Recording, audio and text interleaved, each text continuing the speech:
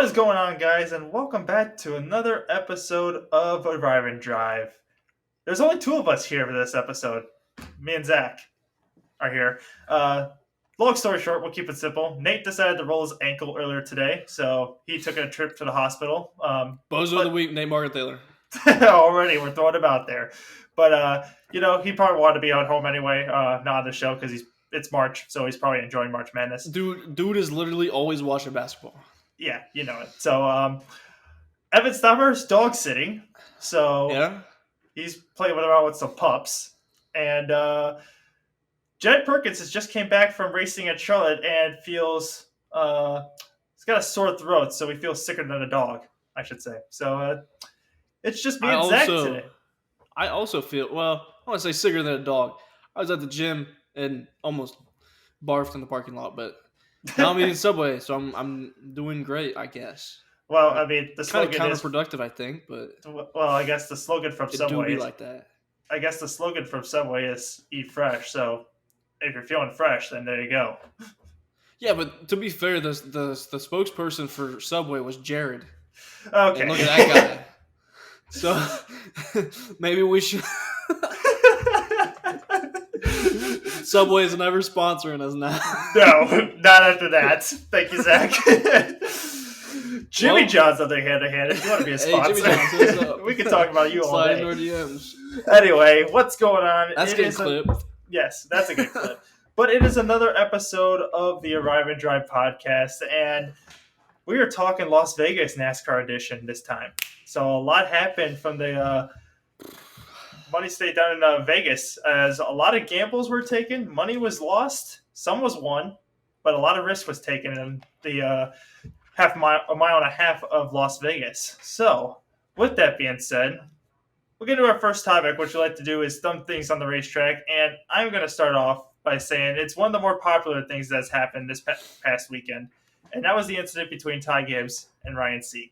So, if you're not caught up to speed with what happened throughout the weekend, Ty Gibbs, obviously now running full-time Xfinity this year for Joe Gibbs Racing in a number 54 Monster Energy Supra, was coming from towards the middle of the pack and was being very aggressive, trying to get all he can at the start of the race, but also trying to stay out of everyone's way and started to stay out of trouble. Well, in doing so, when he caught up to Ryan Sieg, he didn't make any contact, but he got close enough to where it upset the Ryan Sieg's car with the, I guess you could say, air bubble effect, but I think it's the air wake is what people are calling it now, to where it loosened up Ryan Sieg's car, basically took all the air and downforce out of the rear of the car. Sieg got loose, basically washed him up the racetrack and into the wall, and basically ruined Ryan Sieg's day on lap 4. Then, proceeding after the yellow flag for rain, and red flag came out for rain, and snow, actually. We had snow out of Las Vegas. So after the red flag came out for snow, there was apparently a conversation that Ryan Sieg and Ty Gibbs had during the red flag.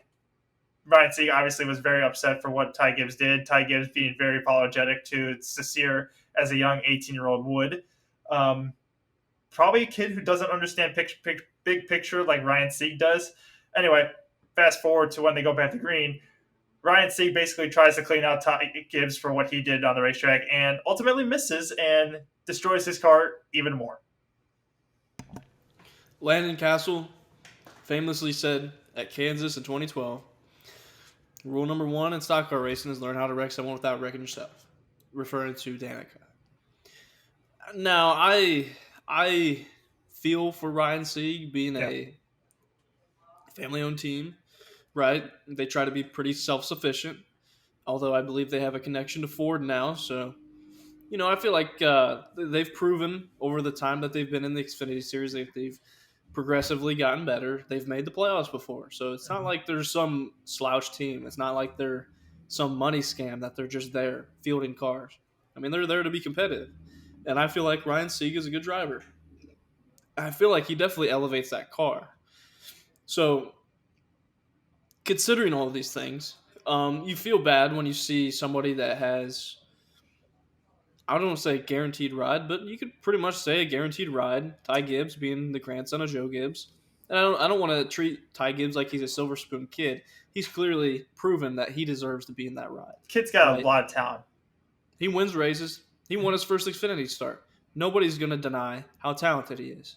He's probably going to be a Cup champion someday. I don't think anybody would deny that. No. However, there is a respect factor that, especially for somebody his age, with his lack of experience in the Xfinity Series, despite being a winner, that people are maybe not going to race him the same because it's just he hasn't been around as much.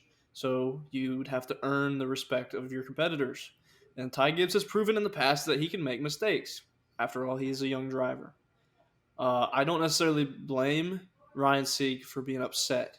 However, back to what Landon Castle said in 2012, if you're going to do it, don't make yourself look like a fool doing it. And Ryan Sieg did that. So you could almost make Ryan Sieg be Bozo of the Week for that. Yeah. Because, yeah, you know, everybody felt bad for him because he got wrecked, but then he went and did that. So you almost don't really feel bad for him at that point. Yeah, I mean, that's exactly. just how I feel, at least. Exactly. And, you know, we'll come back and talk about this because this is actually going to be one of our segments in Send It or Pull the Reins. And I have something else that I want to add to that, another point to that as well. So let's go ahead and move on to Ben Axel's and Broken Hearts. This was a tough one. Last lap of the Camping World Truck Series race at Vegas, or I should say not last lap, it was a green white checkered. The TV caught Derek Kraus spinning down the inside, made a heck of a save, kept it off the wall too, and kept the race green. The race then proceeded to have the leaders take the white, come back around, then finish the race as a checkered under green flag conditions.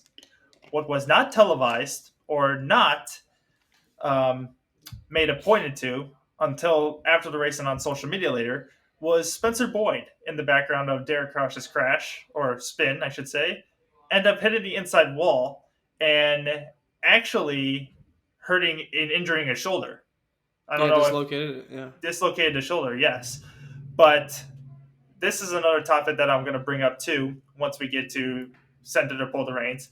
But it was very unfortunate to see Spencer Boyd himself was having a very decent run. I think he was in the top 15, going for a top 10 spot, just to get turned on the back straightaway, almost saved and overcorrected back into the field, but ultimately goes to the inside wall and eventually gets himself injured in the wreck. So you could almost name this segment Ben Axel's and Broken Bones this week. Because, I mean, you hate to see stuff like that happen in racing. You know, we are taught, whether it be fans, media, peers of the industry, that these cars, these vehicles are safe, and they are for the most part, and that safety innovation is like priority. However, there are times that things happen. Things can go wrong. Yeah. As we learn over time, and this goes back to the very beginning of racing, and this has proven the test of time, withstood the test of time, that race cars will always find new ways to crash. Yep. And with that, increases the level of risk and the chance of somebody getting hurt. We saw this 2012 Daytona with Ryan Newman. I don't think we've ever seen a car crash like that before. And a lot of people didn't think he made it, and he was fine. I mean, maybe not fine, but he was okay. He was alive. He was alive. I personally could not believe that myself at the time. But you know, going full circle, bringing it back on course here. Very disappointed in NASCAR. You know, where they're constantly preaching that safety is their priority. And I mean, we can, I guess, get into this when we do Send It and Pull the Reins, but I'm just very disappointed.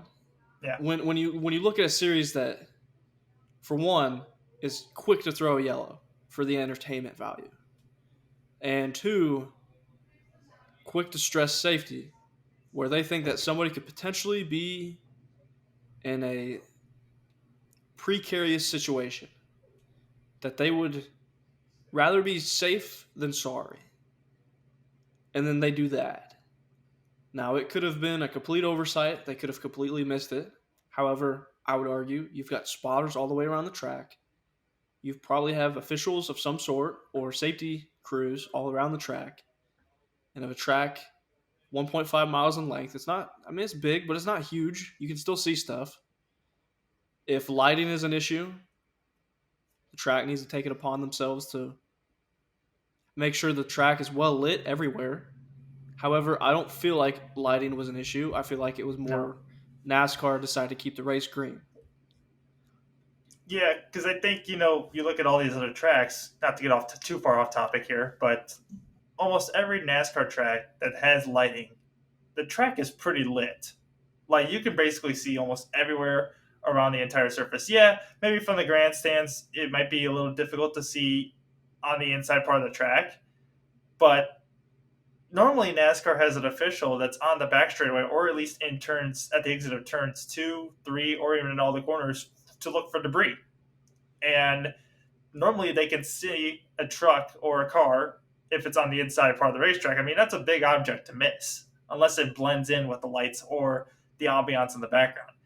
Like, I can understand the tower doesn't see it because maybe there's a huge motorhome or a huge, um, observation tower that's blocking the view of seeing the truck from the tower itself. But that's why you have officials on the back straightaway on the other side of the fence to see objects, little debris, or if a stalled truck is on the track, that it's off the racing surface, a caution needs to be thrown so you can go retrieve the stalled truck or injured truck, I guess you could say. And the issue here is, this accident happens, and accidents happen. I'm not gonna sit here and blast NASCAR because somebody got hurt. What I am gonna blast NASCAR about is they didn't throw the yellow until a lap after the wreck happened. The leaders literally passed Spencer Boyd after he crashed and dislocated his shoulder, and the dude sat there in his truck for another lap before they threw the yellow, which is completely unacceptable. They almost had the race finished by the time they threw the yellow, and it was only because I think they had another crash. So, I mean, yeah, we can sit here and armchair quarterback, armchair race control NASCAR on this one. But, I mean, you don't see this in any other racing series. If there's an incident like that, the safety of the driver is paramount. Yeah. So we'll get back to more of that and get a little bit more in deep into that when we get to Sunday Pull the Reins topic. But I do want to take from a broken hearts moment to a cheerful and surprising moment as we saw Todd Bodine, the Onion himself, and probably one of the most famous truck racers in all of NASCAR, return to action as he raced in the Camping World Truck Series race at Las Vegas this past weekend in the number 62 truck. So it was really nice to see Todd Bodine come out of the broadcast or the race analyst desk and put a fire suit and a helmet back on and get back out there with the rest of the boys. Yeah, it was pretty cool. I mean, this was his first race since 2013. Yeah, it was a long time. Yeah, Pocono, driving for Turner Scott Motorsports. And actually that season he started out driving for ThorSport. Yep. And it was a limited budget, they were kind of funded in terms of resources. They didn't have the budget to go the entire season. So, that was pretty – it was pretty typical, actually. You look at Todd Bodine's career, that was not the first time that he had issues bringing funding to a team, but they still found a way to be successful. His championship in 2010, they struggled with funding that entire season, yet they were consistent and they powered through it and won the championship. And I believe that was Germain Racing's final season in the truck series, or at least full time. Maybe they ran a little bit after that, but beyond that, it was very limited. But anyways, it was really cool to see Marcus Lemonis give him the opportunity to, I believe it was to eclipse. It was a milestone in career starts. I believe it was so he could eclipse 225 races? I think it was. I think correct me if I'm wrong, but I think this is his 795th career start. I think. Oh, we're talking like overall NASCAR stars. I think this is overall. Yeah, for him. Okay.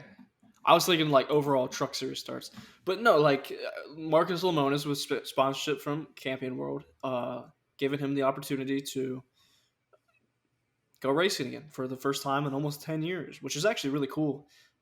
He was clearly a capable driver of being successful when he left the Truck Series. It was just a matter of funding. Same with Timothy Peters. I guess to kind of put a little bow on my take on this, I guess people kind of give Marcus Lemonis a lot of crap because they say he's kind of like a bottom feeder when it comes to promoting. He goes for the cheap advertisement. At the end of the day, he is a business owner. Uh, you're going to take advertisement as you can get it. Mhm. People judge him ethically for sponsoring these teams and saying that him lowballing these teams is like they look down upon him for this. And I'm like, look, these teams don't have to take No. his check. You know what I mean? If it doesn't pay your bills, you don't have to take it. So these teams that are taking it, they're able to do something with it clearly. So I that's a bad take on it's all mostly like NASCAR Twitter, Yeah, which is kind of a toxic place. and But and and the bad part about it is that most of the people, and we even talked about NASCAR Twitter. There's a huge, dilemma that happened over the you weekend will that we find the won't get dumbest into. takes on NASCAR Oh Twitter. yeah, you will. And the thing is that I find out that NASCAR Twitter, half of those guys I feel like are not true NASCAR fans or don't understand the sport. They're just there to bash on it, all the hoopla, whatever. Marcus Lemonis is actually saving the sport by doing this. For So sure. what he's doing is he's talking to these low budget teams, not because he's lowballing and trying to get easy sponsorship and easy endorsements out there, but he's trying to help these teams remain in the sport. You know, going back to the Ryan Sieg incident, he gets wrecked, taken out. That's a lot of money to a very small team Yeah. that may not have the funding or the resources to put another car back together, may not have the funding to finish the rest of the season, get another driver. They rely on the sponsorship money and sponsorship endorsements to come in to fund for their season and programs. So when you get a guy at especially a big corporation like Camper Road and Marcus Lemonis to come in to sponsor you, that's a free ride for a race right there. And you could tell the sponsor that's supposed to be on that truck for that weekend saying, hey, we got another sponsor to come in this weekend. How about we put you on the truck for another race weekend and we can go race an extra weekend? You know, this is all Marcus Lemonis is trying to keep some of these teams alive. It's a win-win situation. It's a win for the teams because they bring in a Exactly. lot of funding, and it's a Yeah. win for Marcus because he gets to put a company on the car and it gets And it's TV time. It is, and again, it is cheap advertising. People like I don't get clearly the people that dunk on Marcus Lemonis have never either taken business classes, have ran a business, or have had a family member that's ran a business. They don't understand advertisement. Like it's not like you don't have an endless budget for advertisement.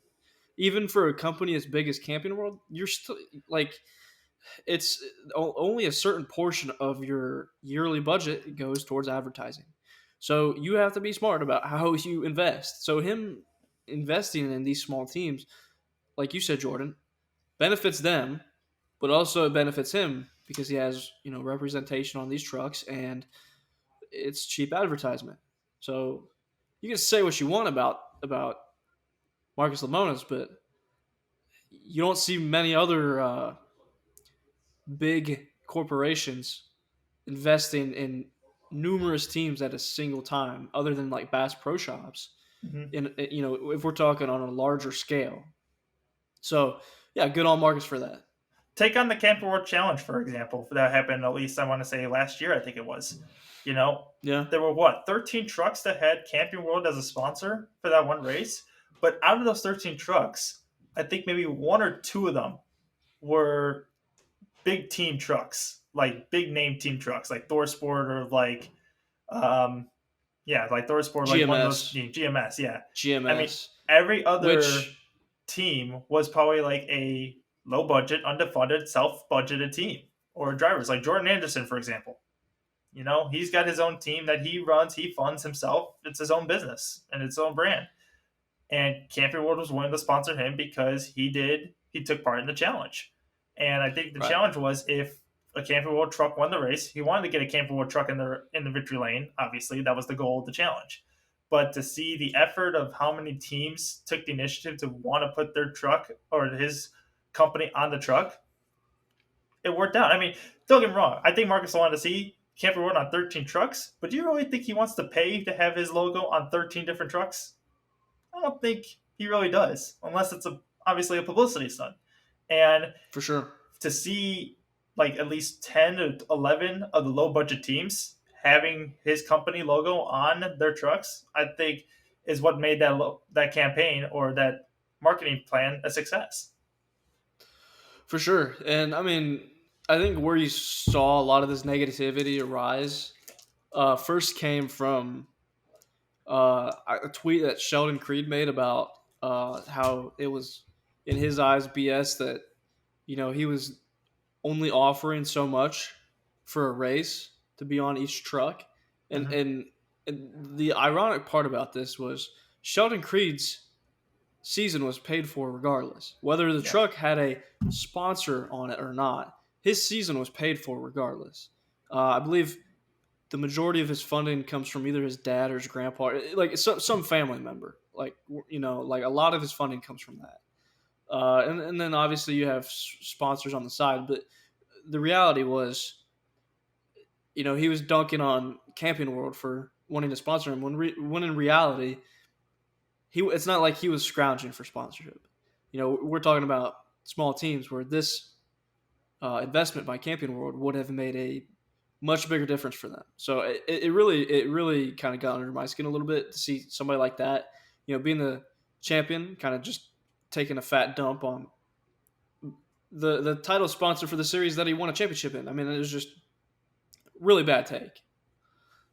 Exactly. But, to tie the bow on this segment, I guess I should say, it was really good to see Todd Bodine be back out in action and basically actually pick up right where he left off. I mean, the dude didn't miss a beat for not racing for 10 years.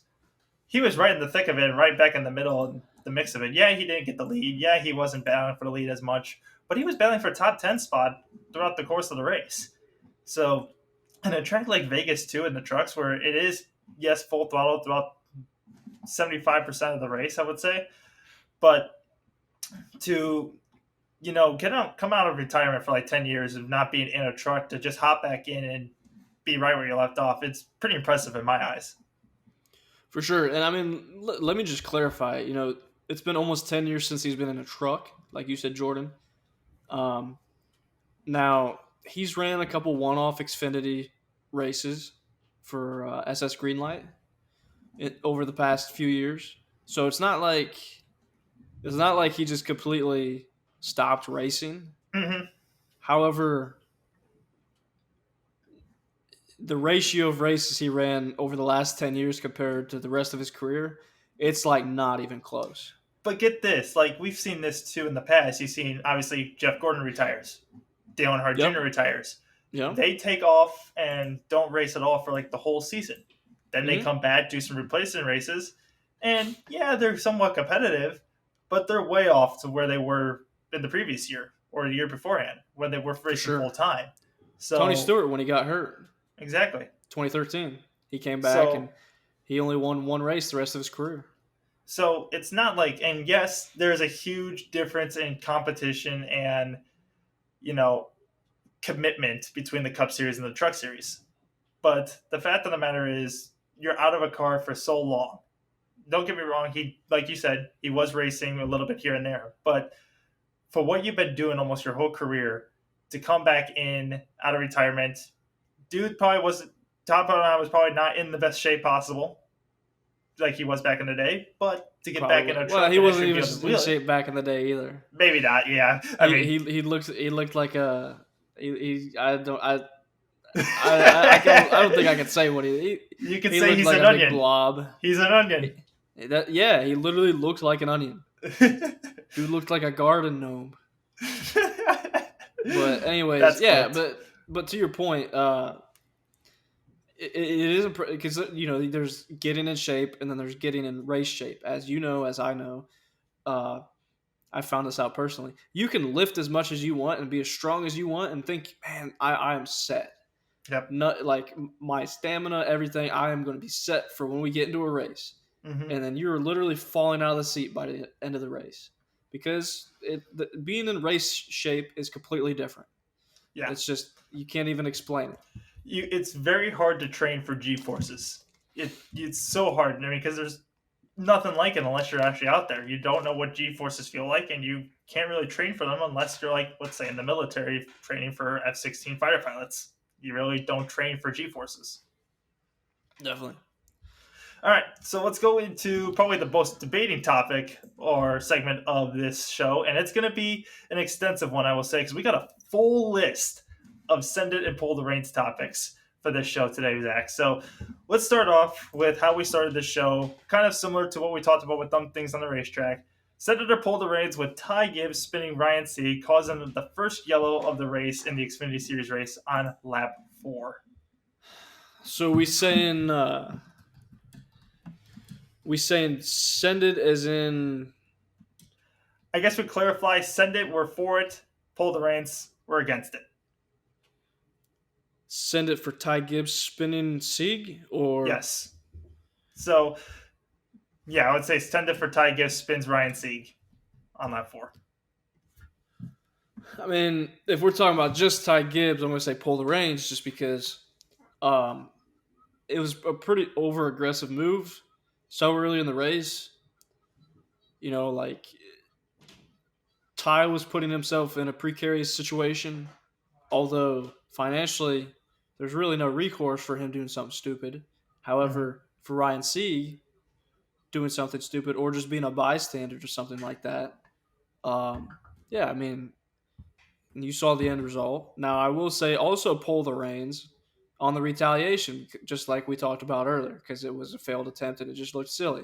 Yeah. You brought out a yellow for no reason, and you crashed your car even more. And the guy you tried to take out, you didn't even take out. And Mm-hmm. I think he collected 2 other cars in that, so they created a completely unnecessary fiasco out of that. Sorry, I just burped, but yeah, just spot off, pull the reins, completely unnecessary. Yeah, I'd say pull the reins on the fact that Ty Gibbs was being probably a little too aggressive at the beginning of the race. I mean, lap 4 of a 200 lap race. Um, I get you start in the back and you want to make as many spots as you want at the very beginning of the race, but like I said, 200 laps, you have 2 stage breaks. You got plenty of time, dude. Plenty of time. And I know he's trying, probably in the moment, and as a racer myself, you don't feel like you're being too aggressive. And he probably wasn't. He probably didn't feel like he was being too aggressive. He obviously, in his apology, didn't state that he intentionally wanted to wreck him. He apologized. He didn't mean to get into him. And to his point, he didn't. But this is where I'd say send it in Ty Gibbs' case that he apologized for it. Is he manned up, said it was his mistake, it was his fault, took the blame, and went up to Ryan Sieg during the red flag and simply just told him, my mistake, I didn't mean to wreck you. It was, it's not what I was intending on doing. Now, Ryan Sieg, obviously, knowing what's going to cost and experience in the sport, understands that this is going to cost a lot of money. This is a big blow for their team. Lap 4 of the race, barely even got to do anything. This was a waste of time, waste of money type effort, basically. And didn't want to leave Vegas empty handed, which unfortunately he did. So Now, one thing I really appreciate about Ty Gibbs is that he is willing to grow up right in front of everybody. yep. Meaning he is a young individual. He's 19 now. But he's proven that, yeah, he's excelled very quickly in a race car. He is still he's literally still a teenager. Yes. So, and he's showing that he is human.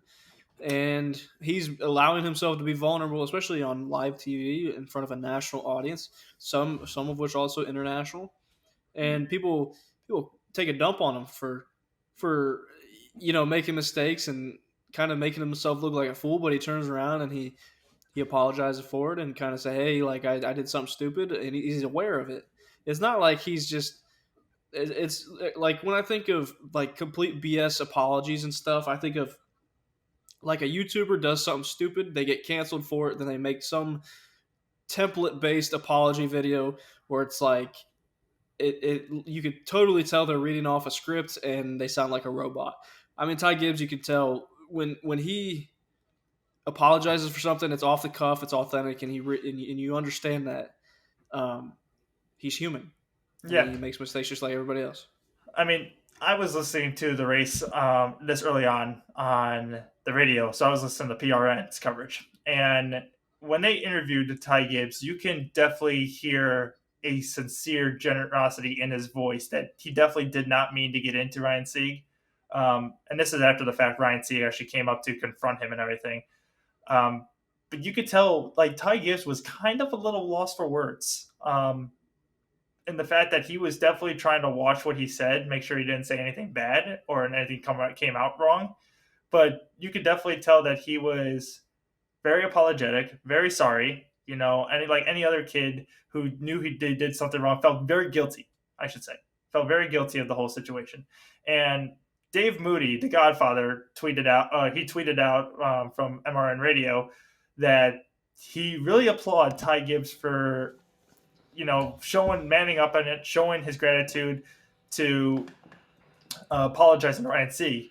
But he also made the comment that Ryan Sieg may not see it that way because he sees from the veteran's point, like I mentioned many times before now, there's money involved in this. There's a paycheck. There's a bill that needs to be paid for this crash damage. Someone's got to fix this. Someone's got to repair this car so we can get ready to go on track the next race. And, this is something that Ty Gibbs, as Dave Moody would say, is going to have to learn. And with experience in the sport, he eventually will.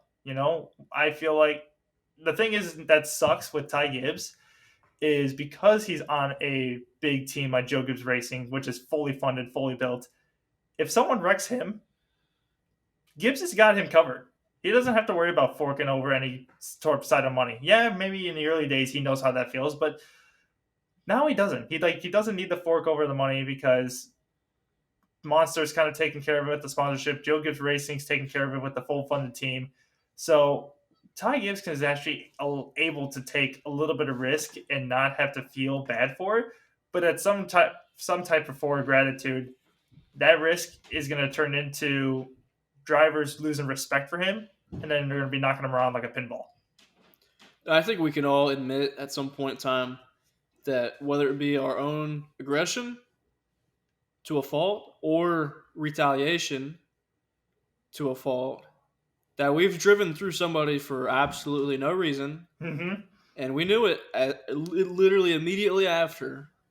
But in that moment, we were so torqued off that it didn't matter what happened. You were going to do it. Yep. I'll say this from experience. One time a guy spun me out in a race, and there were so many carts in the race, I was like, there's no way anybody's going to see me do this. And I specifically found a corner that there was no turn marshals in, no corner workers. And this guy spun me out, and I was several seconds back. I'm not joking. This guy was actually pretty slow. I had got spun out earlier in the race, so I was just kind of driving back through the field. This guy had missed the big wreck, and he was just in the way. So he was really slow. So I caught this guy, and he was several seconds off the pace. And he spins me, like completely just drives through me. And you could tell it was just inexperience. But I was like so torqued off at him that I catch him the next lap, and I don't lift. I literally, you can see it in the GoPro, I literally jack his rear end up off the ground and spin him out. And then I just go on by, and he's sitting backwards in the track. Mm-hmm. Not even joking. And immediately after, I was like, dude, I'm going to get banned from this series. It wasn't an Ignite, thankfully. But I was like, immediately, I was like, there's no way they're going to let me race here again. But nobody saw it. So, but I mean, back to a point, there are certain things you just don't think about until after the fact. And you realize, well, that was pretty dumb. So I appreciate Ty Gibbs because he's willing to make mistakes and own up to it. It's that heat of the moment factor that we're all talking about there. Definitely. All right, so let's go into now the more controversial topic that we were talking about earlier with the Spencer Board crash, and that Senator pulled the reins on NASCAR's caution judgment becomes inconsistent. It's a huge problem because we're talking about safety. We're not talking about entertainment. We're not talking about, oh man, they threw the yellow coming to the white flag, or they threw the yellow just after they took the white flag. This is literally somebody got hurt, they needed medical attention, and NASCAR did not throw the yellow. Now, I'm sure they were unaware that he needed medical attention, but the point of throwing a yellow for wrecks like that is in the event that somebody needs attention, they are able to give that. To your point, Jordan, we talked about this a little bit earlier. The difference in, what's the difference in there's a spin in a super speedway race and NASCAR super trigger happy right immediately, regardless of the last lap 5, coming to the white flag immediately, yellows out. One car spins, one car gets out of shape, immediately yellow flag. But then you see this where somebody clobbers the inside wall, and they had not yet taken the white flag. They were coming to it. They had not yet taken the white flag, and they waited an entire lap to throw the yellow for another incident. So they probably still were unaware of this truck sitting there that had not moved, and the leaders had already passed by at one time. So I could go on and rant on and on about it, but for an organization that stresses safety, it's pretty annoying to see that happen. Yeah, I mean, I don't get it. I mean, so to your point, to add it on a little bit more, Daytona, obviously, 2 incidents happened that come to my mind. We had the truck race, obviously, coming to I think it was the first green white checkered, or no, it was actually regulation coming to the white flag. They spun right in the Geico restart zone, right before they got to the start finish line. NASCAR throws the yellow like near feet before Zane Smith gets to the line to get the white flag. Dual race number 1. Logano spins on the back straightaway off of Chris Buescher's nose. Oh, it was hits Chris the Buescher, outside wall. Yeah. Single car spin. Harrison Burton hits him, just taps him a little bit. Yep. Throw the yellow. I mean, there's 2 cars in that incident, but Logano's sitting in the middle of the track. Because they were hazardous situations, right? Yep. Spencer Boyd hits the inside wall. Out of the racing line, but still makes contact with the inside wall and dislocates a shoulder. No yellow. Cup race on Sunday. Coming to 2 to go. Eric Jones has a problem. Destroys the front end of his car. Literally coasts across the start-finish line on the apron. You can definitely tell there's a problem going on. Loses control, comes back across the track, and NASCAR doesn't have the audacity to throw the yellow until Bubba Wallace nearly kills him in the front end of his car. You're not joking either when you say nearly kills him. Okay, so let's break down that incident quick. So Eric Jones coming off turn 4, gets out of shape, clobbers the wall, like knocks the wall down. Okay, that should have been a yellow in itself. That should have been a yellow right there. It hits the wall.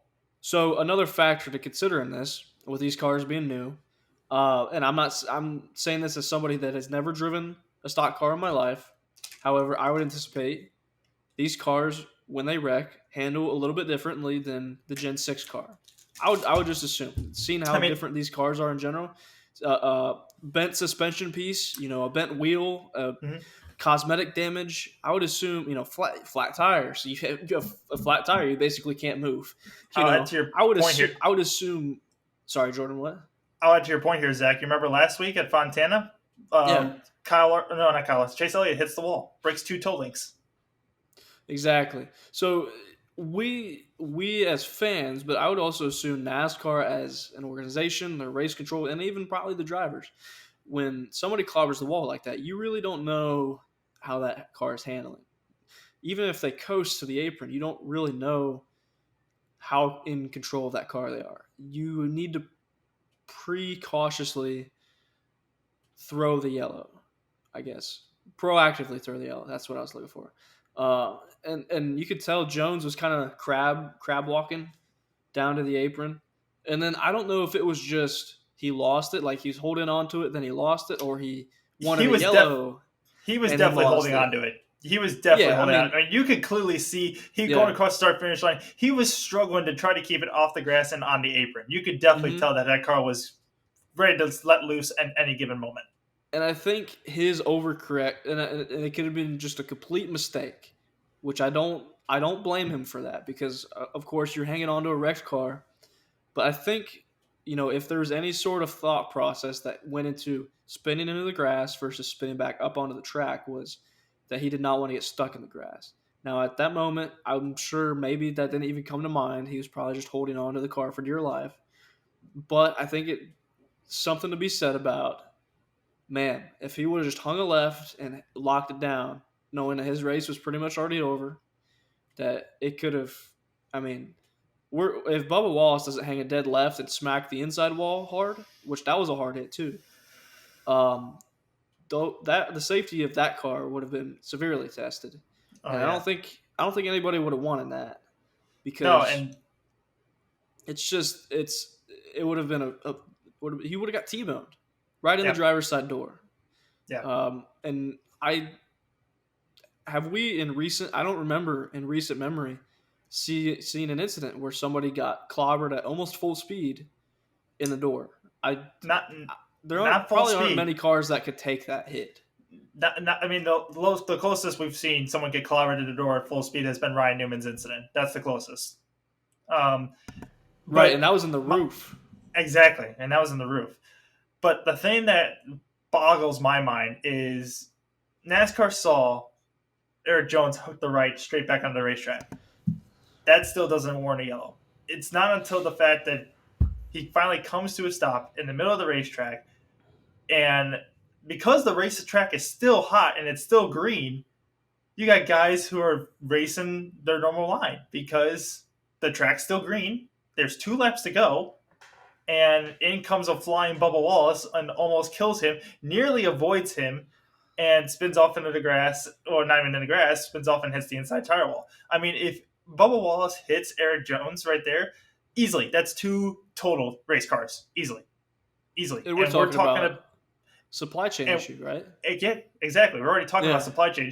I mean, for instance, look at Kyle Busch's car. Kyle Busch wrecked in practice from a rear tire, and they basically pulled out a backup car that was nowhere close to race ready. It basically was a parts car. So the fact that we're still in like a supply shortage, and we're putting that much risk, I wouldn't say not in the driver's hands, but we're putting that much risk into something that high of a risk happening is kind of mind-boggling to me. It is, and we could sit here and rag on NASCAR about it. I guess my final thought on it is I'm just thankful that nothing like that did happen. Another thought that comes to mind, and I'll leave it at this, is there's been a lot of talk of how rigid this chassis is compared to the rest. The idea of this chassis is similar to the IndyCar tub, where you have the side pod get ripped off, you have the gearbox get ripped off, whatever happens to this car, but the monocoque, the cockpit is still intact, right? Mm-hmm. The idea of this car, the next gen car, where you could have a crash and the safety cell, I guess you could say, can be reused for other races.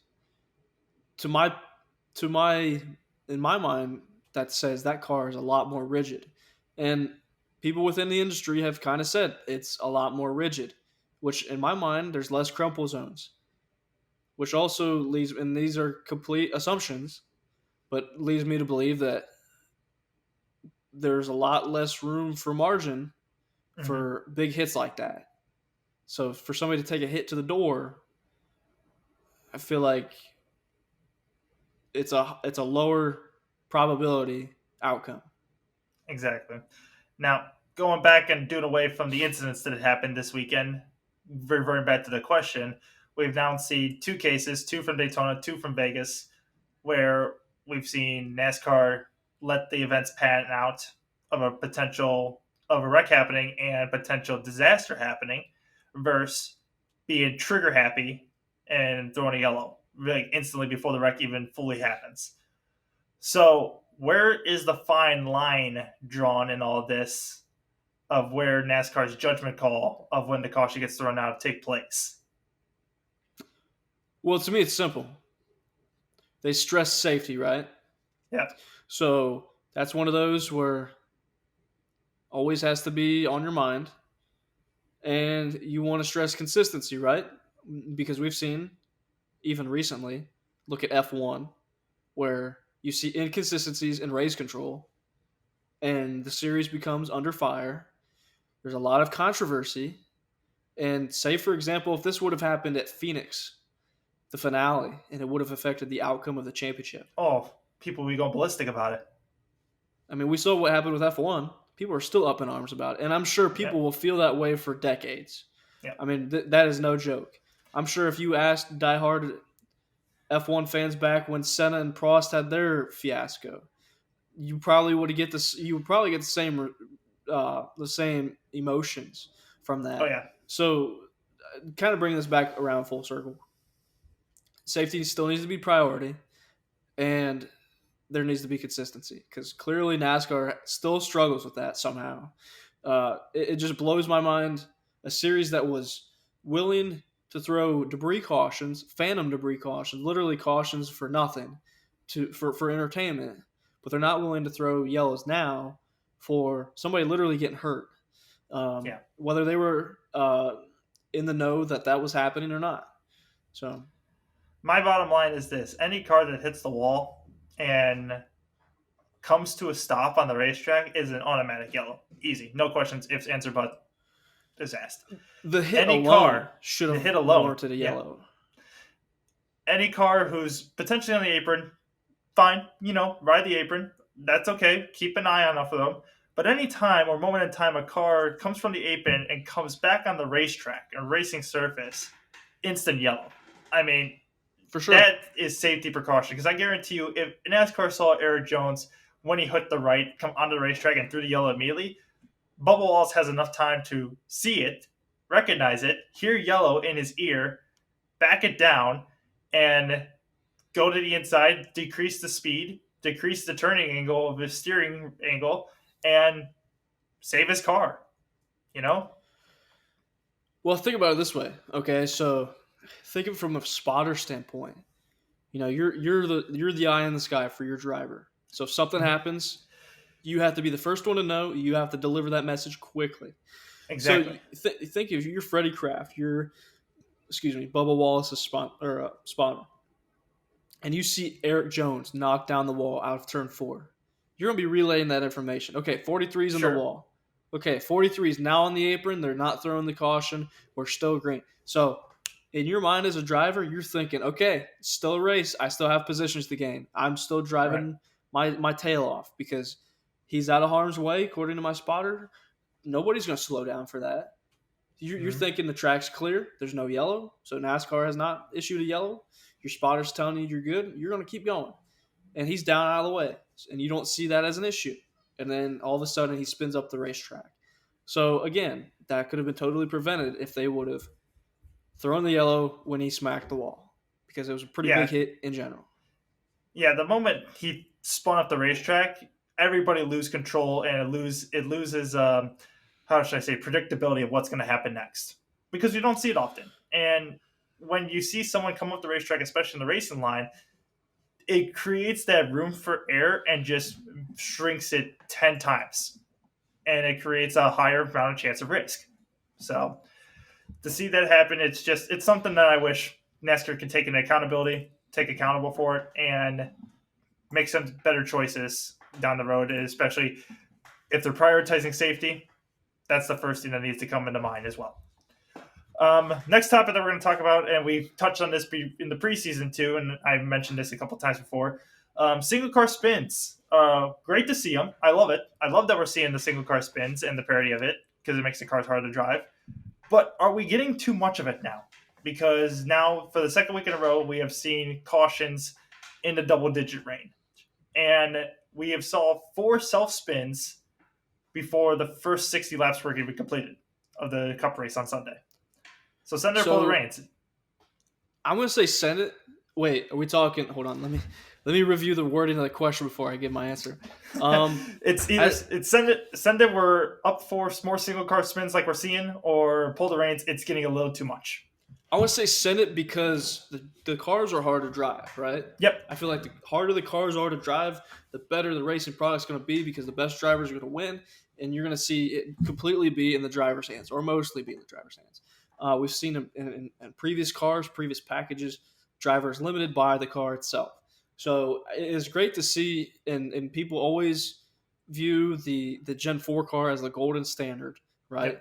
Yep. I would almost say if these first few races are any indication that this new car could easily match the Gen 4. Now, of course, we're talking about 3 races. If you count the Clash, 4. So there's no way to like tell, right? Mhm. But what I will say, I love that the cars are harder to control, right? I love the idea that a guy could spin out because he makes a mistake. However, I don't like seeing these cars get wrecked. Yeah. That is the one, you don't like seeing wrecking race cars to be the attraction of an event, right? That's not why we watch it. However, I It's what's do promoted. like I do like the suspense it creates because you never know what's going to happen next.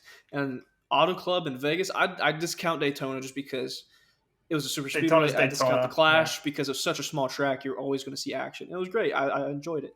However, when you look at real tests for this car, I think of Vegas and Auto Club so far. And I think so far what we've seen has been awesome. And it completes the checklist. It checks all the boxes in my mind. Of course, it could have been a fluke. We could see that maybe this car has a lot of fundamental flaws over time. However, what it's shown so far is that it rewards the driver, and the racing has been pretty good. Yeah, I agree with you there. I'm going to be sending it as well because it's nice to see the cars, like you mentioned, harder to drive, and drivers are struggling with it. That's what we wanted to see because it promotes really good racing. On the second thought, though, when we do see a lot of these cars spin, it does create a chance for wrecks. So a lot of the chances, we have a lot more cars potentially getting piled up in some of these wrecks. So, we're starting to see a lot of higher risk and a lot of guys having to avoid wrecks a lot more. The one thing that I do like that we saw that was different was when the car spun and tires were going down, NASCAR did their job to try to, well, the drivers, I should say, did their job to keep the cars moving so that way it didn't have flat tires. So that way the cars were stuck and had to either get towed back out or pushed back to the garage or to the pit road, which theoretically they could lose about what I heard 3 to 5 laps by doing that. So the fact that drivers were well aware and wanted to keep the wheels spinning in the back to keep the cars moving, I think is an A plus for them. But I think it's also, I don't think NASCAR, they publicly didn't say they did anything with the tires, but we didn't see any tires or get very flat.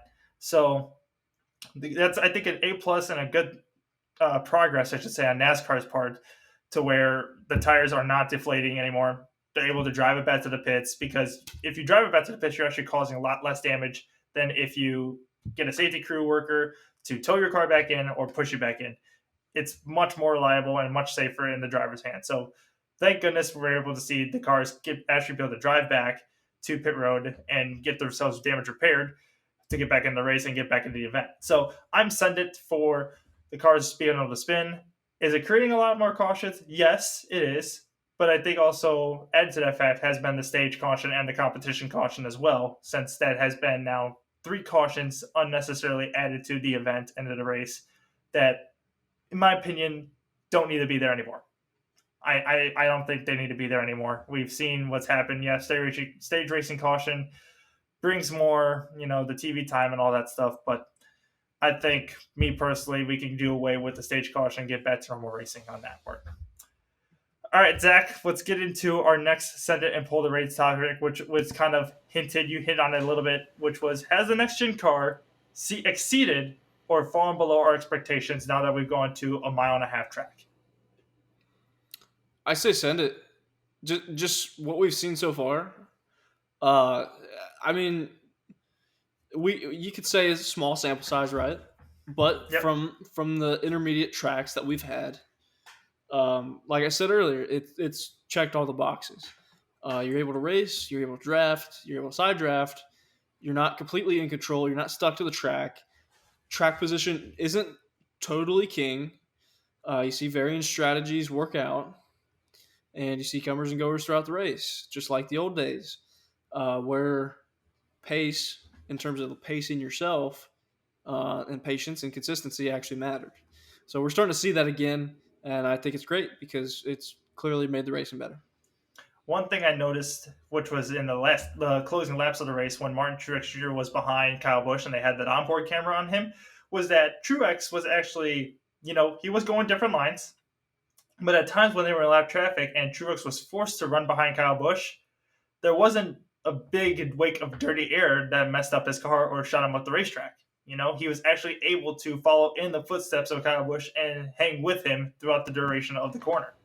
So the fact that we're able to see dirty air be reduced substantially and the cars are actually able to race side by side, a lot of mechanical grip is involved, and they're able to race various different lines, and the cars are now starting to step out, so therefore they're having to drive it and pedal it a little bit more. I think has created a lot better racing. As we've said, puts the driver race back in the driver's hands, and I think it has made the race 10 times more entertaining than we have seen in the previous packages. It's kept you on the edge of your seat the entire time. You said it, mechanical grip. I love the idea of increasing mechanical grip and decreasing aerodynamic grip. And it seems like this car has done both. I'm not an engineer. I'm not a stock car driver. However, there's something to be said about increased mechanical grip. You listen to any current or past race car driver, and when they talk about grip, generally they tend to favor mechanical grip over aerodynamic grip. And for one thing, it puts it back in the driver's hands and also tends to make the racing better. Absolutely. Now, this is a fun topic that I think we're going to have a lot of fun with in this discussion. And this is Kyle Busch's comments about Alex Bowman following the Las Vegas race. Now, Kyle Busch mentioned, or Jeff Gluck posted on Twitter, and these are words from Kyle, as a reaction to Alex Bowman winning the race, is that it's the same guy who backs into every win that that ever gets back into another win. Send it or pull the reins on this comments. Pull the reins. That's a really bad take. I get it. Bowman has had some late race. I don't want to say shenanigans. Look at Harvick. He's got lucky. Harvick got the nickname the closer. Okay, think about Kyle Busch. Kyle Busch won the Clash 2021 on the road course because the top two took each other out. Yeah. That's not the first time that Kyle Busch has benefited from something crazy late in the race. What I say to that is, man, isn't it just crazy that you could win the race because you led the last lap? Isn't that just crazy? To me, I don't feel like it's rocket science. I mean, Kyle acts like it's a huge deal, but Kyle Busch has also won a lot of races, and Kyle Busch has won a number of races because of that. So I think it's a really bad take. I get it. Maybe he's frustrated because he had a really strong car and led a lot of laps. However, it's just a stupid take. I mean, it's not like Bowman was running 20th the entire race, and on the last pit stop, gambles, comes in, takes 2 tires, and just stays out and wins the race. Absolutely not. No, he was running 4th, battling with Ross Chastain in that final stage, and the final group run for 3rd. Yeah, and it just came down to a matter of strategy. I mean, we've seen less deserving guys win races in dumber ways. I mean, you can go back to Phoenix 2017 when they pulled a strategy move, kept Ryan Newman out, and he won the race because nobody could get to him in passing. It was an overtime finish, and he ended up winning. Yeah, and or you could do the same thing. Or you can do the same thing with the RCR boys. Yeah, people may have said the same thing. However, he did lead the last lap, and that is the lap that counts. You don't get a trophy for leading 52 laps or how many ever laps he led and not leading the last one. So yeah, I mean, Kyle Busch has every right to win that race just as much as Alex Bowman does. For sure, they're on the same track. They're fighting for the same spot. Kyle Busch made the pit stop, came in for 4 tires. Bowman stayed out, did 2. I mean, it was a 2-lap dash. And, during the time, Bowman had to fight off probably one of the best drivers, the best cars in the Cup Series right now to win that race, in Kyle Larson. Easily. And I will tell you this. We'll talk about this more in our main topic here later on, but that final lap was it was not handed to Alex Bowman in any way, shape, or form. It, Larson it and looked Bowman were literally side by side the entire last lap, all the way until turn turn three, four. where Yeah. Larson packed it into the corner on Bowman's door, trying to get him loose and upset his car, which ultimately, when he got back in the throttle, upset his car because then he got tight and Bowman had the clear air on the inside to win the race.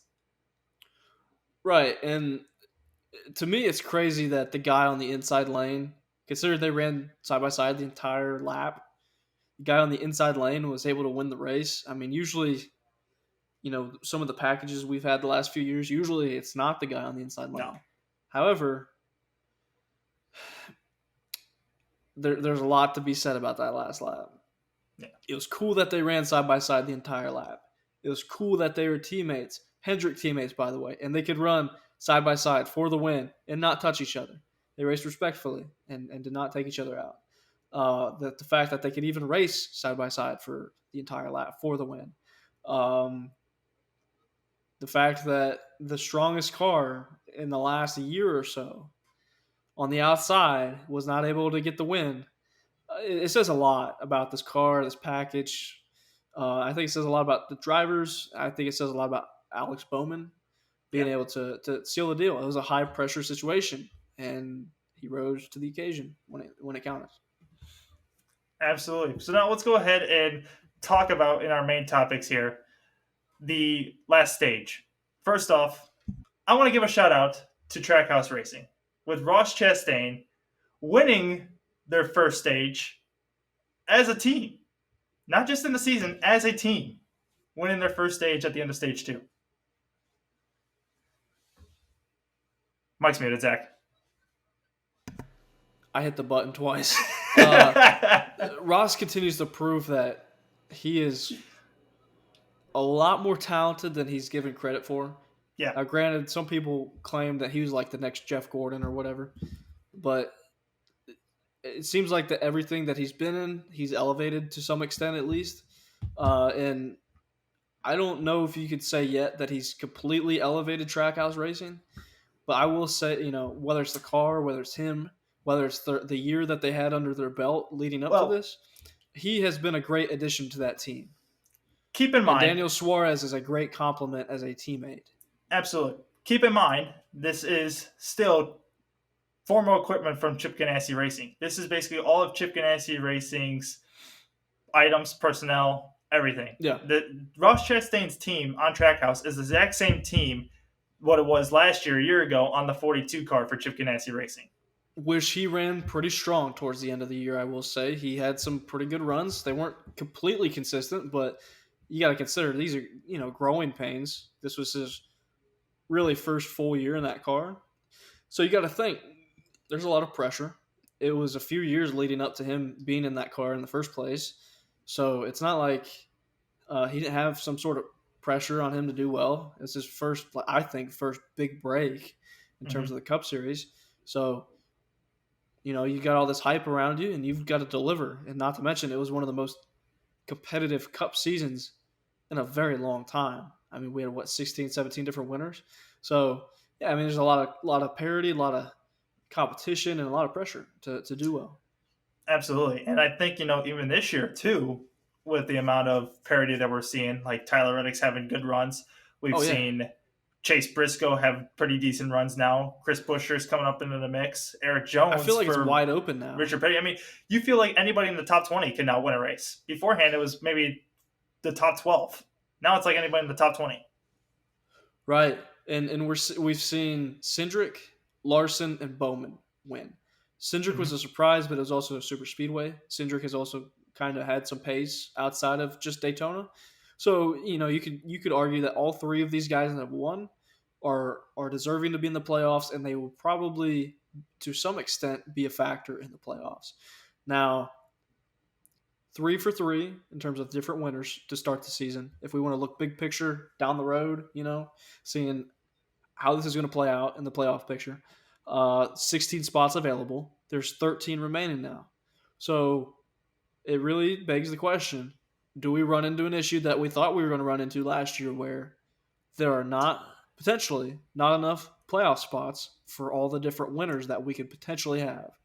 Do you think, Jordan, this is a good send it or pull the reins question. Do we get more than 16 playoff, or not more than 16 playoff competitors? Do we have more than 16 winners this season? Send it. Absolutely send it. This is Yeah. the year. If any year is the year to do If it, any year, this is the year. This I is the agree. year. With the amount of parity that we're seeing and the amount of, I want to say, new things that we're testing, this car is fully not like proven. Like it's not. We've not reached the limit yet of this car. We're still For sure. finding new ounces, new limits, and new things to make this car one go wrong, make it go fast, and make it handle well. So I feel like we're nowhere close yet. I mean, you could look at even at Fontana.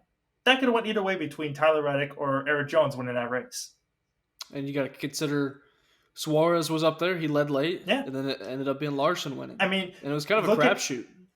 Looking at this, you add Suarez, Larson. No, I should say Larson. Suarez, Reddick, Eric Jones to the list, and now you can add after this past week Ross Chastain to a potential list of winners. 4 drivers that we have not seen or ever considered to be race winners within the past couple of years. I mean, yes, Tyler Reddick was probably close. He's probably been the closest out of those 4. But you can even add Ricky Stenhouse Jr. for Brad Doherty Racing to that mix as well. Yep. JT Doherty, yep. They've, I think they've turned the corner. I think they've found something. Also, I feel like you could throw in the RFK cars. Yeah. So Keselowski used to be a shoe-in to the playoffs. This could be one of those where, man, maybe he doesn't make the playoffs. New team. They're still in a rebuild phase, I think. They've been in a rebuild phase, but I feel like this is a true, legitimate rebuild phase. New car, new ownership, and new driver. Then they've also got Chris Buescher. And look, Keselowski is a Cup champion. Chris Buescher is an Xfinity champion.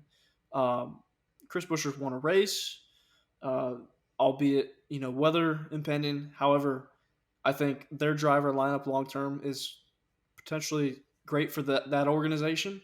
And if they also can find a little bit of steam, even if it's just on a restrictor plate race, or not even a restrictor plate race anymore, but super speedway race, that they have the opportunity to also finesse their way into the playoffs.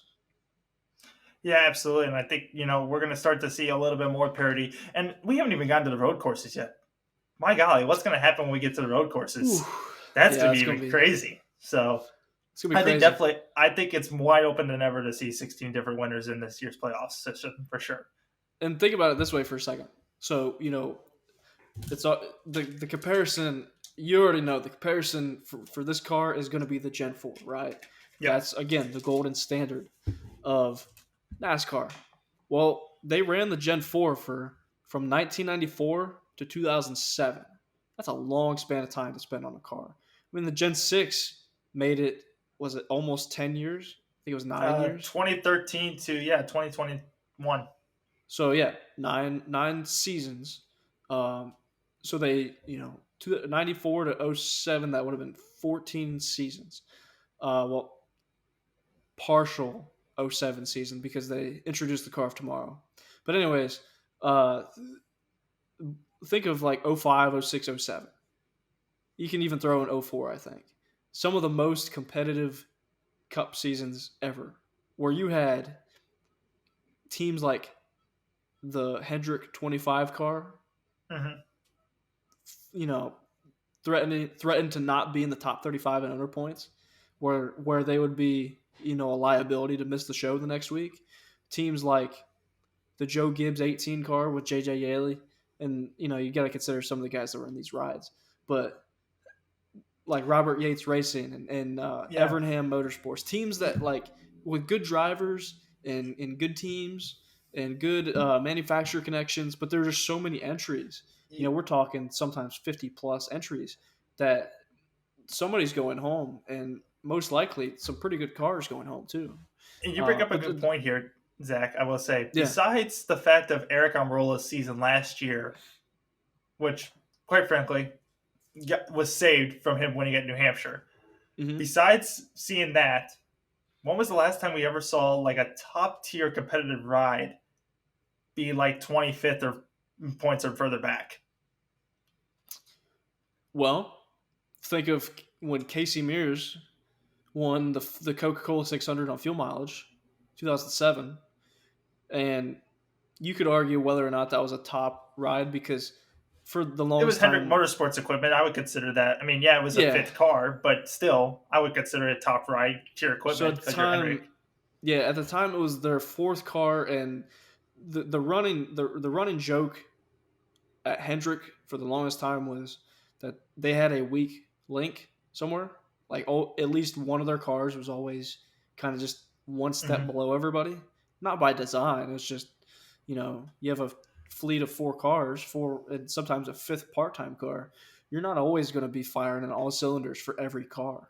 Hmm. And that was back when, data sharing and this whole team dynamic as a collective was not stressed as much, which I think actually Hendrick kind of revolutionized themselves a few years later when you had, Dale Earnhardt Jr., Casey Kane, Jeff Gordon, Jimmy Johnson, all his teammates. Yep. You saw that team dynamic really become stressed. And there was, I think it was 2012 or 2013 where all four of their cars were really good. And then you see it with Penske, and you see it with Gibbs, and you see it with Stuart Haas 2018, where the collective team dynamic was prominent.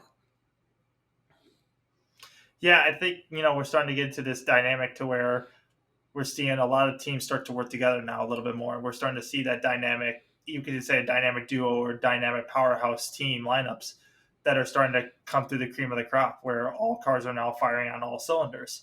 I mean, yeah, we still got some stragglers like a Cole Custer or a Chris Chase Briscoe, I could say, but we're starting to see them come through the field and are starting to play a factor now into some of these races. So I feel like still we're in a wide open season for sure.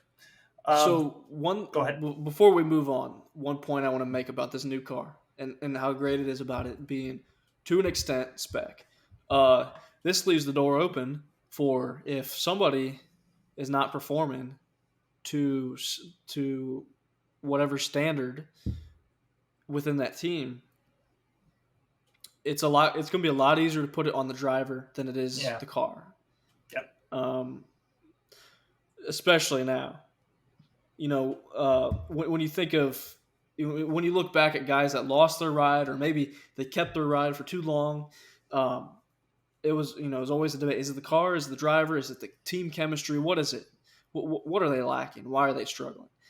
I feel like now it's going to be a lot more on the driver, Yeah. which may create some pretty stressful scenarios within team organizations, but at the same time, I think it's going to ratchet up the intensity level on the racetrack. It's kind of giving you like a little bit of the from Formula One, the Red Bull vibes of who can Absolutely, manage that second car for yeah, to compete with Max Verstappen because or even Mercedes. yeah, especially so now everyone's got like the same equipment, same car. Now it's you have to go out there and beat your teammates and show that you proved to be here and you're the best. So continuing on with stage three and the ending of the race, let's talk about the battle between Kyle Busch and Martin Truex Jr. in the closing laps of the race. Really cool battle to see actually the next gen car, well, with Kyle Busch in the lead and then Martin Truex Jr. able to close in on him towards the end of the race. But to see these two drivers now kind of give you Atlanta 2011 vibes a little bit towards the end, where they had to pick and choose which lane to run, basically running each other's wakes.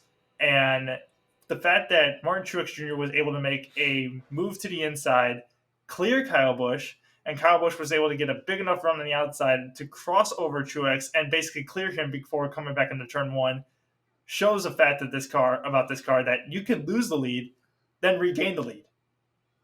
For sure, and it makes you kind of appreciate that we're getting back to, like you said, those days where you could actually battle for the lead. It wasn't one of those things where you either catch the guy and your tires fall off because they got too hot because you were trying to push the car when you were running in somebody's wake Yep. and the tires just fall off, or you pass them and then they just fall off the face of the earth because now they're in your wake and they can't hold on because they're not in clean air anymore.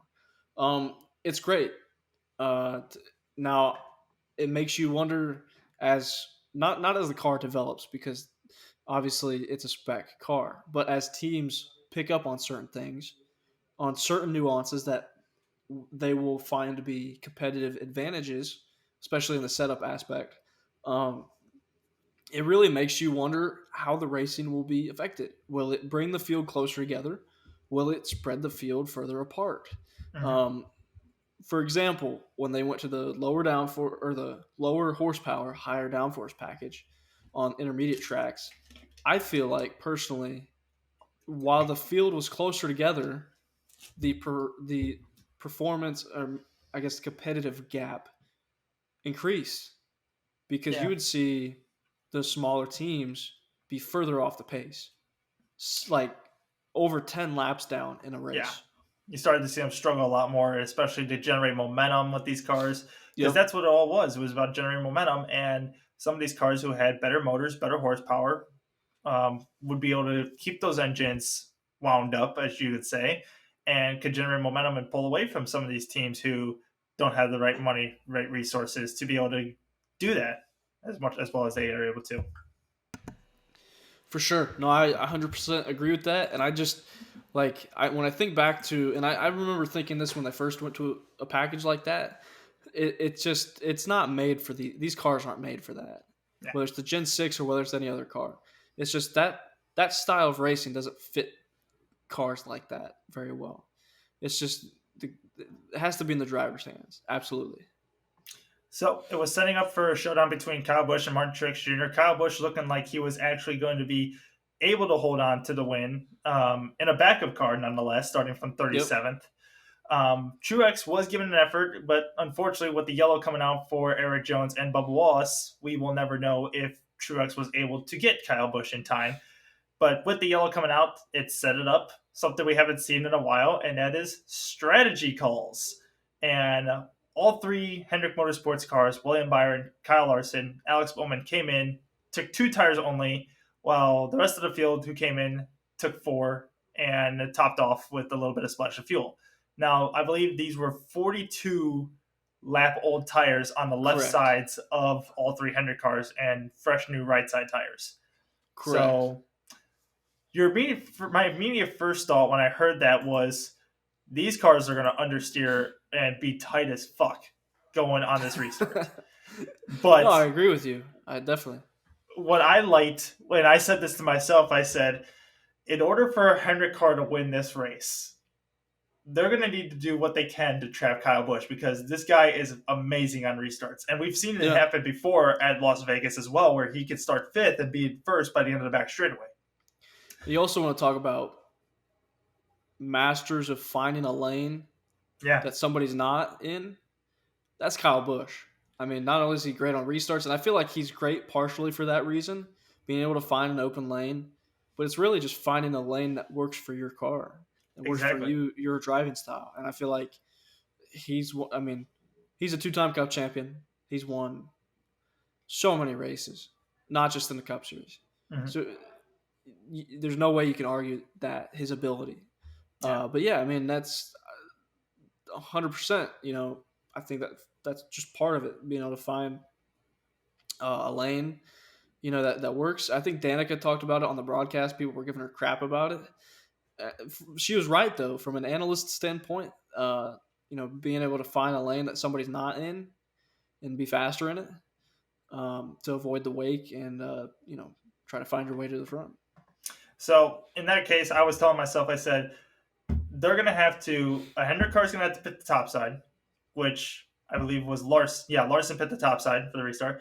Bowman would then have to go to, Bowman or Byron would then have to go to the bottom, which ultimately Bowman went to the bottom. And then I said, whoever's in third needs to go to the top. They absolutely have to go to the top if they want any shot to, one, get a Hendrick car to win or to keep Kyle Busch from winning. And that's exactly what William Byron did, went to the top. And what that did was it trapped Kyle Busch behind 200 cars in front of him and couldn't allow him to get to their inside and didn't allow Kyle to either go to the outside to make a move around any of those guys. And Byron did a heck of a job keeping his his door on Kyle Busch's door and basically eliminating any side force from Kyle Busch and making them basically drag race each other until Kyle Busch threw him off the track, I think, on the white flag lap. So that was cool to see. And then Ross Chastain actually made the move over to third as well. I believe he was battling with Kyle Busch to get himself in a good spot. But then that ultimately set up the battle between, as we know, Kyle Larson and Alex Bowman for the win on the final lap. And I thought when they came across the line to get the white flag, they were coming back to the line in that exact same formation. I thought we were going to see a side-by-side photo finish at the end of that race. And personally, I was surprised that of all people that it was Larson that slipped in the final corner of the final lap. He's normally good. He's normally good when it comes to high-pressure moments like that. Right, and I think it was more of a car handling than it was him. Mm-hmm. But, you think of being on the outside, you think of being able to take the air off, the spoiler of the guy that you're running with, dumping air on his quarter panel, being able to suck the car around. I thought he would have been in the prime situation for that. But I also would have thought that, those third, fourth place guys would have been in prime position if they weren't battling, because they ran side by side the whole lap. The leaders did. That just punched, and they talked about it on the broadcast. Punches a huge hole in the air, which if a third car is running single file, it allows them to pull up to the leaders quicker. But as we saw, they were 2x2 and battling back and forth, jockeying for position. So of course it didn't play out that way. But yeah, nonetheless, another great finish. And I think the only negative part in terms of the racing was that we didn't see a photo finish. That's like that would have been the icing on the cake. Absolutely. I do want to point out, though, Kyle Larson, one last thing really quick, is the one save he had in the middle part of the race where he was about to lose the car and then he snapped and caught it and almost understeered or got tight and went up into the wall, and he kept it off the wall itself. That just proves how much of a wheelman he is. You don't see many people get away with that. No, and I don't feel like it was luck either. No, that's all driver skill that was underneath that number 5 helmet right there. So a quick look at the top 10. We had Alex Bowman taking the win, Kyle Larson finishing second, Ross Chastain, as we mentioned, got third. He gets a top 5 as well. Kyle Busch, who started 37th in the back of the car, finishes 4th. William Byron finished 5th. Eric Almirola finishes 6th, keeps the top 10 streak going as the only driver to finish in the top 10 in every race so far this season. Good for him to see after, especially the bad luck he had last year. It seems like luck's turned around this year so far. Tyler Reddick finished 7th. Martin Truex Jr. was 8th. Chase Elliott 9th. And Christopher Bell was 10th. All right. Let's get to our last topic here, and that is the news that broke out earlier in the week and basically broke the world by storm, and that was Nikita Mazepin loses his ride at Haas and is now no longer part, and his contract is terminated. Now we have Pietro Fittipaldi, who is stepping in for the team as he did when Romain Grosjean was out, but he's only doing the testing portion at Bahrain, which raises some questions if he's actually going to be the actual driver when the season actually comes around. To me, this seems like a tryout. Personally, I feel like he's their guy. You look at, I've heard, let's see, Pietro, Giovinazzi, and I think also a rumor that Hülkenberg could have been a rumor for that seat. And I mean, I'm sure there could have been others in discussion, but the point I want to make here is, you see these guys that come in, and of course their performance is totally a reflection of the car they're in, right? You're not going to see somebody jump in a Williams or a Haas and be fast. Yeah, everybody knows that. However, you see some of these guys that come into a ride, and it's usually not a great ride, but I think, obviously it's fun, but you almost kind of look for, do they elevate the ride that they're in? And you didn't really see that from Gio, and you didn't necessarily see it from Hülkenberg. They were just guys that could get the job done. They run where that car is supposed to run. They weren't spectacular. If they were in a good ride, they probably would run good, but they're not in a good ride, so they're not going to run good. I think the point of potentially going with Fittipaldi is if funding is a non-factor in this, that Fittipaldi has not had a full season of F1, and so that they would be more willing to go with him because they don't know what they're going to get out of him. Which you go the opposite side of the coin and say, well, that's kind of an issue because they've got a young driver in Schumacher, and they need to have some sort of stability. So they would want to bring in a veteran. So that's an interesting dynamic. I'm not sure how they would go with that. Personally, I think I would err on the side of you go with Fittipaldi because you don't know what you got. I think Sure. you know what you got with the other guys. You want to see how high you can raise that ceiling. Absolutely. That's my thought on it. And I think, you bring up an interesting point too. In, the team is probably looking also for the next George Russell on who can outperform the equipment of the driver. George is a great example of that. Yeah. And, you look at Hulkenberg and Giovinazzi, pretty decent equipment. They really don't fit that list or that box, I should say. Don't check the box. Right. Pietro Fittipaldi, we haven't really seen much of. I mean, besides the one race. And he did pretty decent in that one race, I will say. Now, he ran some IndyCar, and he was supposed to run some WEC before he got hurt. So. Now, the only reason why I feel like there's one other guy that they're still waiting on and why he's listed as testing only is because I think there's one other guy that they want to, that Haas maybe wants to get some eyes on, and Piastri? That's the F2 champion, Oscar Piastri. Yeah. I feel like this is the shot he might be looking for, and he's given. And absolutely. I think, maybe right now he's not able to get the funds together to do the testing. That's why he's probably not there. But probably. I think for sure to get a plan together, to get the funds together to do the actual season is what they're waiting on. I would agree with that. I would say that's a legitimate scenario, potentially. Now, we're saying this with completely no inside sources, no. This is all speculation. This is off the cuff, as we say. This is all rumors that are in the media. These are public rumors that really don't have substance. They might have substance. I will say all 4 drivers we have mentioned are the rumored drivers to potentially take that seat. Exactly. It's just we don't know which ones.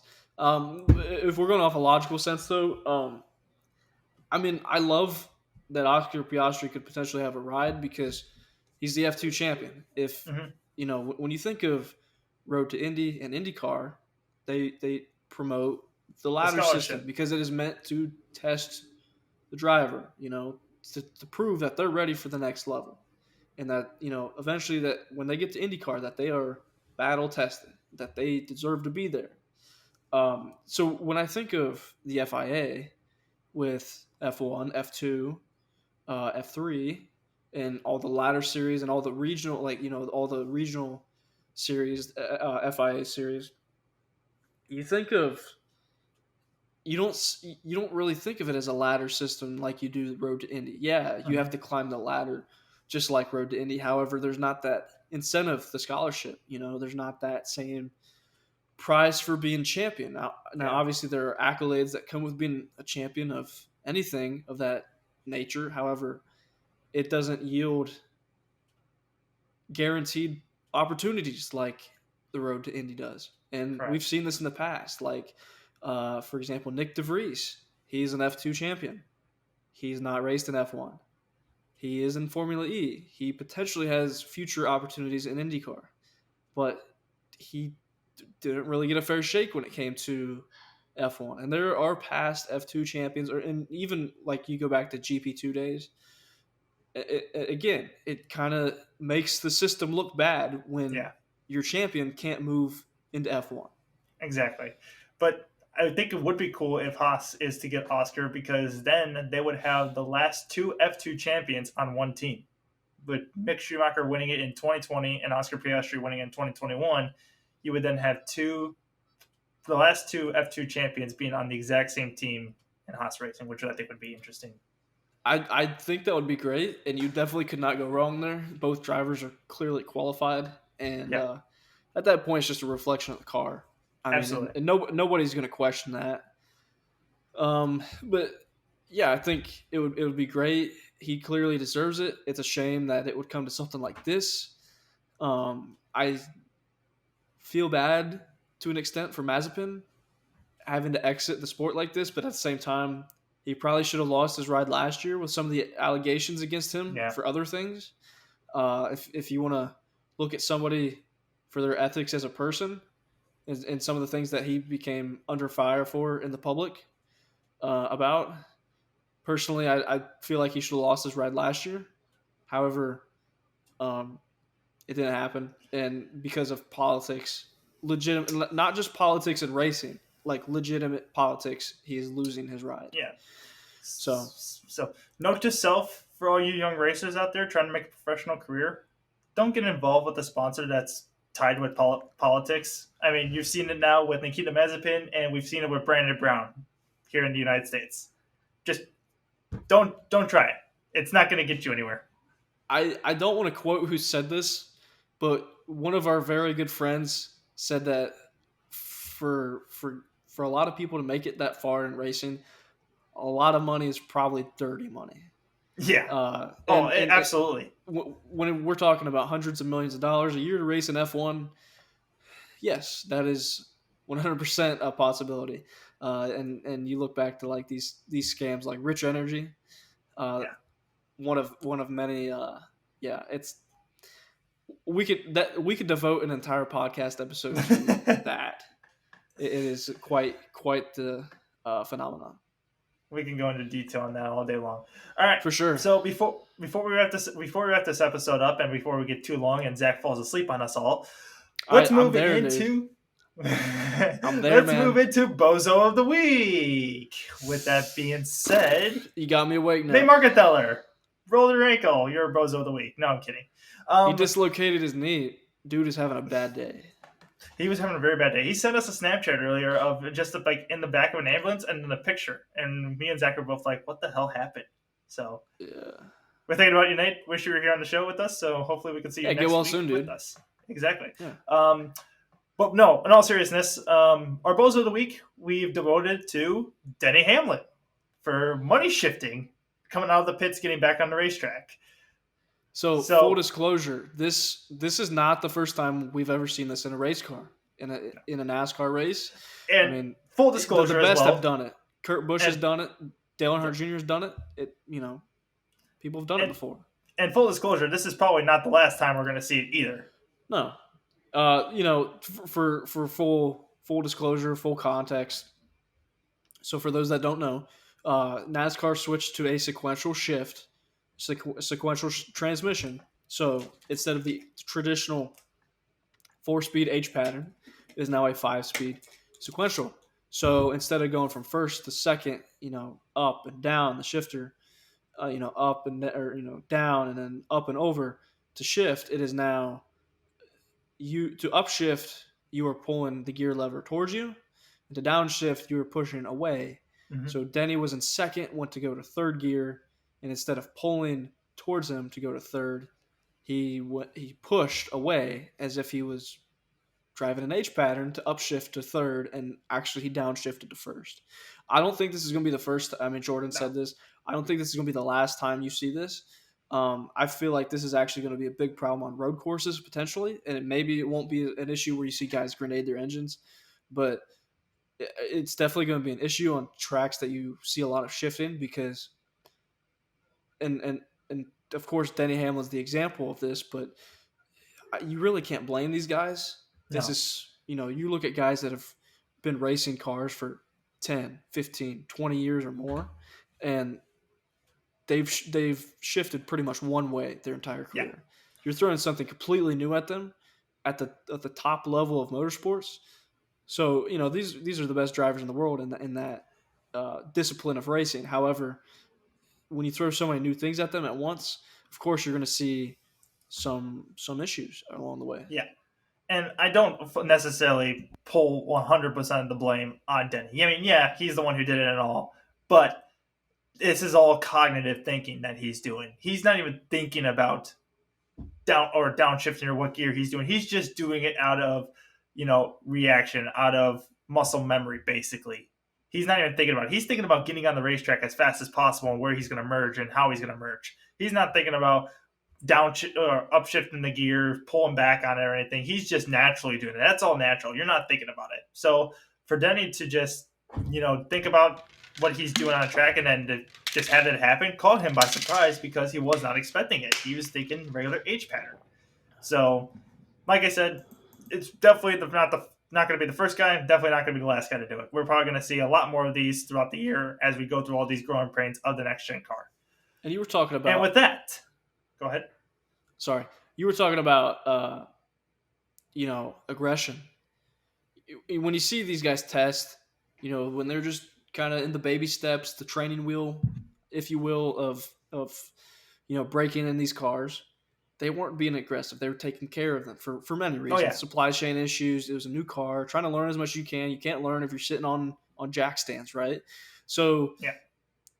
when you think of a race format where that's out the window, you're pushing to get everything you can, whether it's on the racetrack, in pit lane, coming into the pits, coming out of the pits. You're trying to get everything you can. So Every to see second guys matters. slip up like that, it's not a surprise at all. Every second matters when the green flag is out on the racetrack. For sure. It's crazy on how that happens. So let's recap on fantasy. So we don't have fantasy for you guys this week because, it's just two of us here. We don't have a guest, so it wouldn't be a proper format to do our fantasy. However, let's break down the fantasy. We do have some points to hand out, I will say. Yeah, so before we wrap up the show this week, the points entering this past weekend, Jordan had 3, our guest slot had 2, and then myself, Nate, and Evan had 1 point. So, in terms of the winner, nobody got it. Jordan had Harvick, Nope. Nate picked Denny Hamlin, I picked Joey Logano, Reed picked Truex, and then Evan picked Logano also. And of course, as you guys know, Alex Bowen won. So in that category, nobody got a point. Looking at our bizarre prediction, Evan said that Chase Elliott was going to spin Kyle Larson. That did not happen.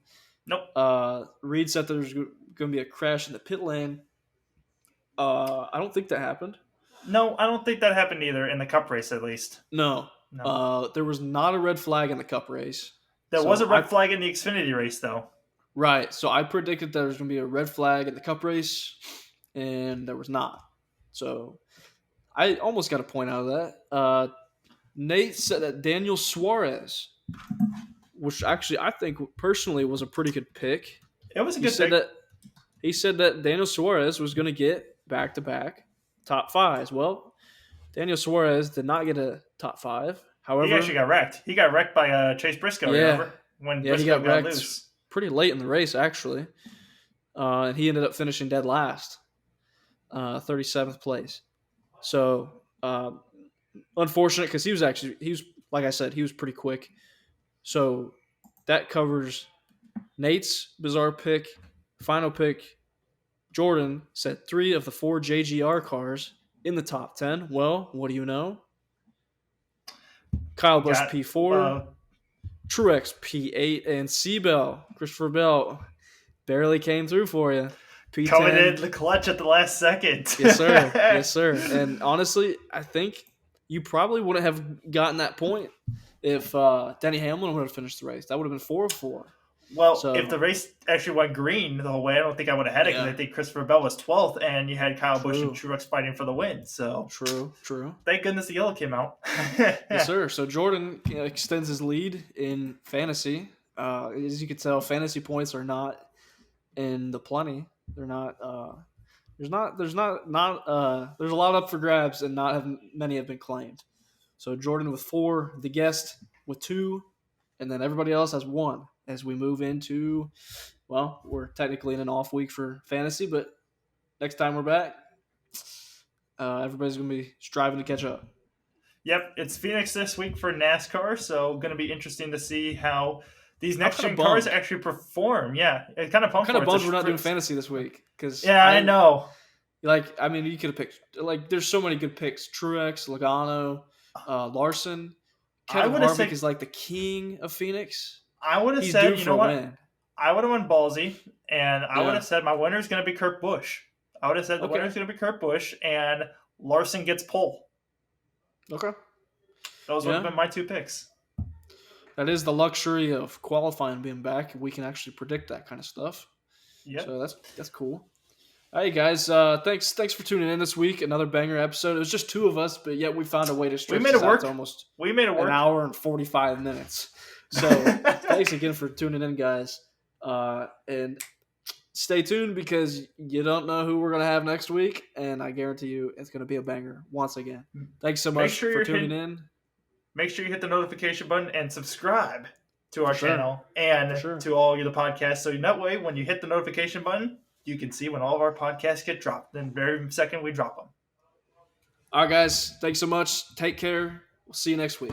Peace. Peace.